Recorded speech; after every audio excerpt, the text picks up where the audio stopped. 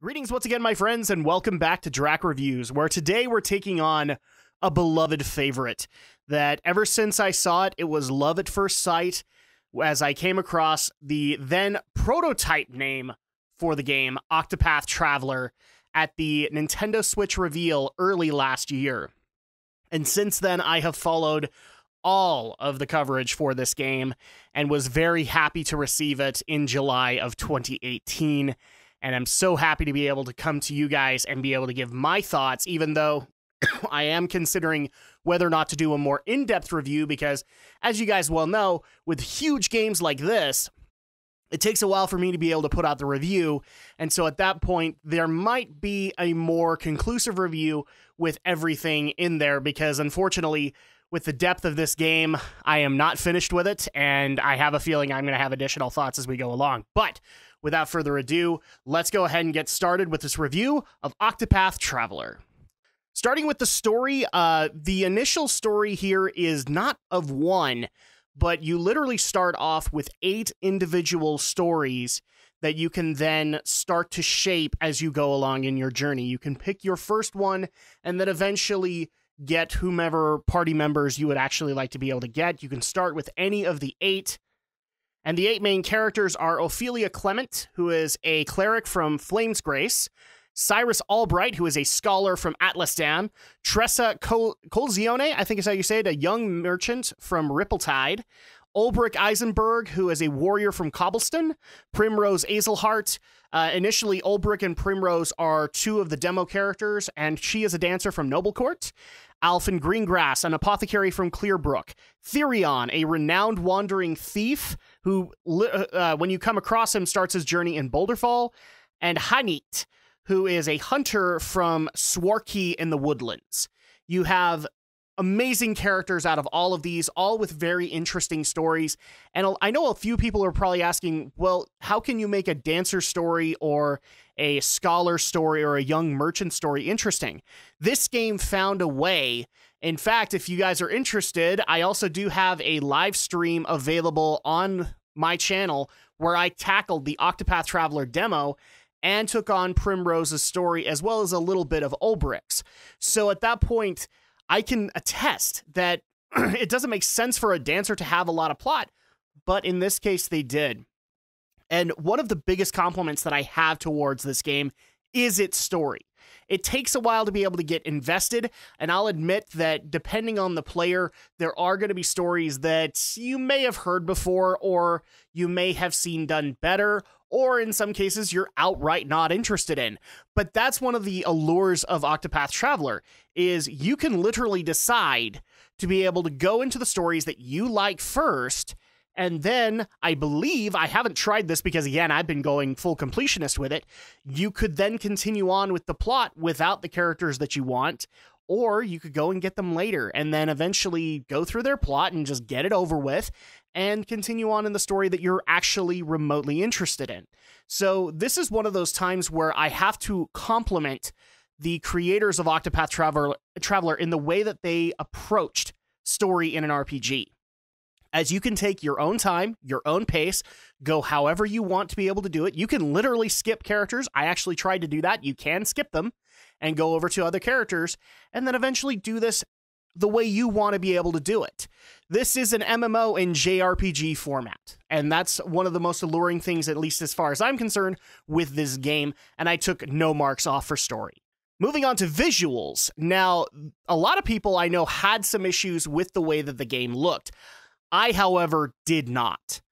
For those who have not played this game or have not seen the trailers, it is basically a 2.5D JRPG. And so in a lot of cases where a lot of people say JRPGs are dead unless you're, say, Persona, that's not the case when it comes to games like I Am Setsuna or Octopath Traveler. You can continue to innovate while going retro. This is a 2D JRPG as far as length and scale, but then you can also do the added element of adding 3D in the foreground and the background to the pixels to be able to give kind of the way I know how, only way I know how to describe it is like an old school play kind of feel, like you are literally wheeling out the mountains and the rocks that you're supposed to be seeing, and it still works. The overall atmosphere is still being portrayed in the woodlands of Swarky. You can still be able to go through the remote deserts and wastelands and forests and get the feel that you're supposed to get from a typical JRPG in a 2.5D format. I have to be honest, I really didn't take off too many points for this one. It looks gorgeous. In fact, one of the things I'm very proud about is I have the collector's edition for Octopath Traveler, which gives you the book which has some of these backdrops, and it's amazing to be able to have. Moving on to gameplay. There's only one way to describe me as I'm playing Octopath Traveler. Kid in a candy store. This is a JRPG fan's absolute dream when it comes to certain elements. It handles the way that any JRPG handles. It is a little bit more advanced than, say, your basic Final Fantasy, your basic Dragon Quest, or even your basic Pokemon, but it encourages things and elements that you've learned from those JRPGs to be able to then incorporate them into Octopath Traveler. In fact, one of the things that I found the most fun out of being able to level grind or being able to go through the story is the enemies that you come across and the fact that they have weaknesses. Any Pokemon fan can appreciate weaknesses. You know how to fight a fire type in Pokemon. This one is no different. You can have enemies that have 2 to 4 weaknesses, even more than that I've seen in some cases, although the max I've ever seen has been 5 or 6, one of the two. You can have these, and you don't know what they are. And so it actually encourages you to experiment with the party that you have, and also to incorporate as many unique attacks into your party as you can to be able to incorporate these weaknesses. Sure, you can take them on normally, and in some cases, if your characters are overpowered enough, you have no problem with them. But part of the allure is to learn what the weaknesses are and then plan strategies around them, because you can literally have synergy with pretty much any combination of teams, and that only helps to give more elements to this game for a JRPG fan to enjoy. Being able to incorporate Ophelia's healing magic along with Cyrus's scholarly magic, being able to incorporate the raw offense and defense that Ulbrich brings, as well as being able to incorporate Hanit being raw damage and being able to also incorporate her beasts and her animals to help out in the battle. This is an amazing thing for a JRPG fan to be able to experience. There's tons of combinations that you're able to utilize.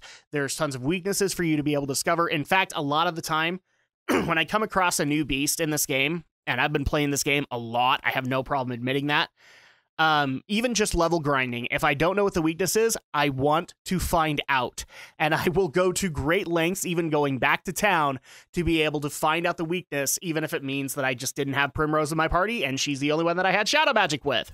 That's what's been amazing for playing this game, is that I can continue to play the way that I want to at that given moment, and I always have something new to look forward to. Another thing that I'll also add with the visual design, the monster design in this game is amazing, including the bosses that I've come across.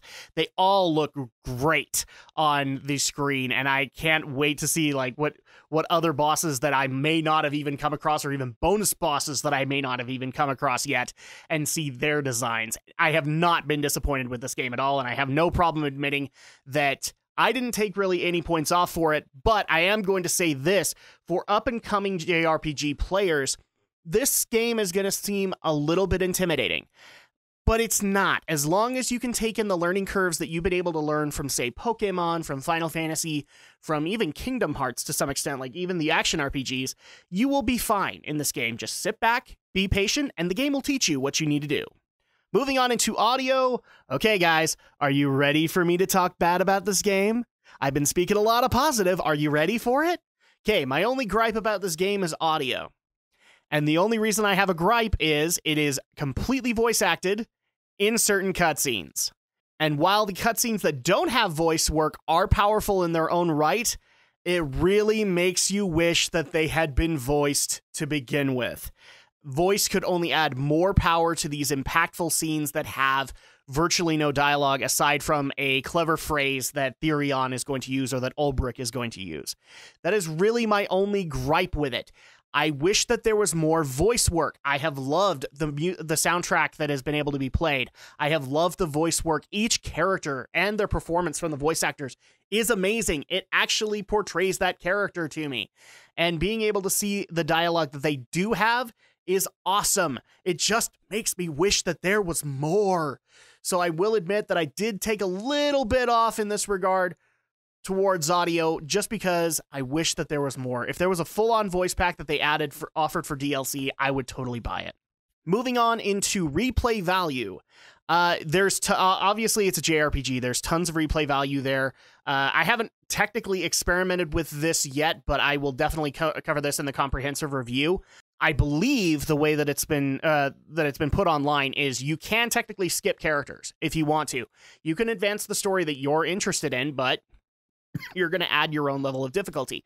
It's actually advised that if you're going to do that, you at least need to fill out a party of 4 to be able to do well in the game. But in my opinion, I honestly encourage people to get all 8 characters because all of them have unique benefits that would only benefit the characters you're looking to learn the story of. So at that point, I think there's tons of replay value here. You can do what you want. You can play it however you want. There's tons here, and I took no points off for it.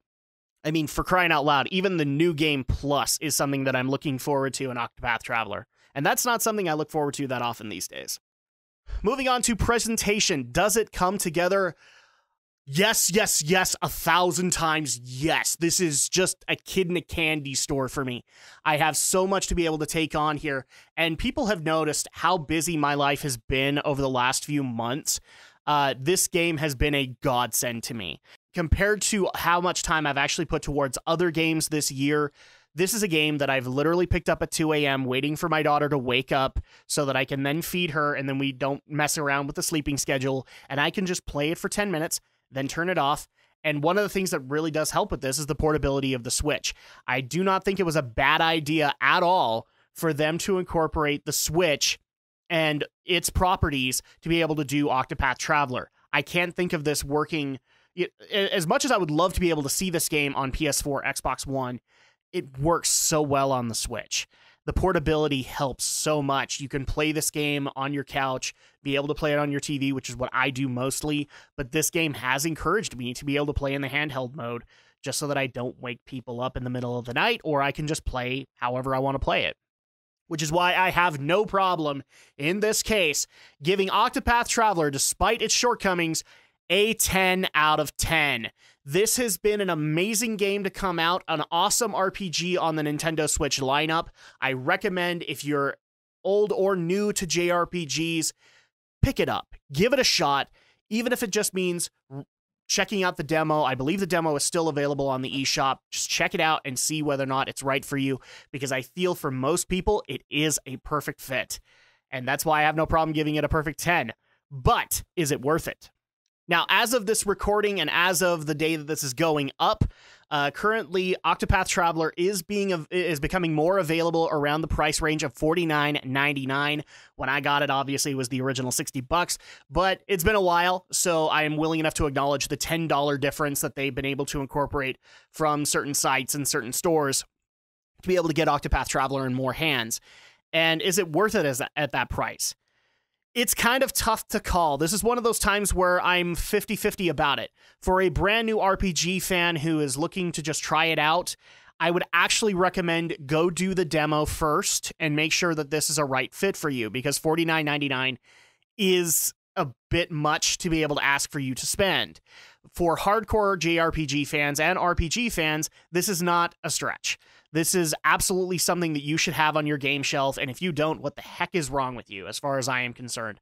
This is an amazing game, and I wish more and more people could have access to it and be able to check it out on Nintendo Switch. And in fact, like I said, I love the portability of the Switch, but I kind of also wish that this game would come out on PlayStation 4 and Xbox One just to get it in more people's hands. I think it would benefit it all the more.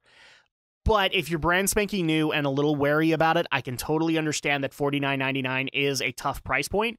And I would advise that you try the demo first, and then if you're still kind of wary about it, see if you can get the game used. I've already seen it at my GameStop for about $5 less than that, so you can find this at cheaper prices. No problem there. And with that, that's going to go ahead and do it for this review. Thank you guys so much for watching. Thank you guys so much for your continued love, support, and patience with the channel. I really do appreciate it. And we will be back very soon for the next review.